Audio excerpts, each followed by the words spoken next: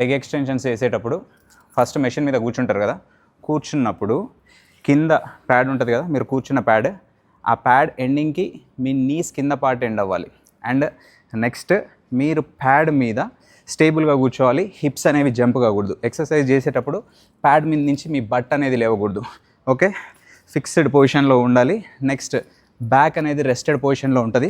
ముందు క్లీన్ గారు సైడ్స్కి హ్యాండిల్స్ ఉంటాయి, వాటిని పుల్ చేయాల్సి ఉంటుంది. Back rested position, hips into the pad push చేయాలి, హ్యాండిల్స్ని మీ సైడ్ పుల్ చేసుకోవాల్సి ఉంటుంది. దాని తర్వాత లెగ్స్ ప్యాడ్ ఉంటుంది కదా, దీన్ని ఎగ్జాక్ట్గా షిన్స్ మీద పెట్టుకోవాలి. చాలామంది యాంకిల్ జాయింట్ మీద పెడుతూ ఉంటారు, అలా కాకుండా షిన్స్ మీద పెట్టుకోవాలి. దీనివల్ల మీ యాంకిల్ జాయింట్ మీద ఎక్కువ స్ట్రెస్ ఉండదు. దాని తర్వాత ఫుట్ ఉంటుంది కదా, మన హీల్ పార్ట్ని ముందుకు పుష్ చేయాలి. ఓకే, దీని తర్వాత take a deep breath, core engage చేసుకోండి, hips into the pad push చేయండి.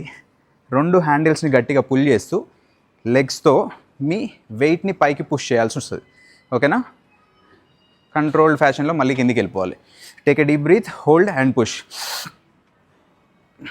టాప్ పొజిషన్లో మన ఫుట్, మన నీ అండ్ మన హిప్ జాయింట్ మూడు ఒక స్ట్రెయిట్ లైన్లో ఉంటాయి. మళ్ళీ స్లోగా కిందికి వెళ్ళిపోవాలి. మన హిప్స్ అనేవి జంప్ కాకూడదు, బ్యాక్ రెస్టెడ్ పొజిషన్లో ఉంటుంది. Deep breath and push. Slowly go down. Controlled ఫ్యాషన్లో చేయాలి, మొమెంటం యూస్ చేయకూడదు.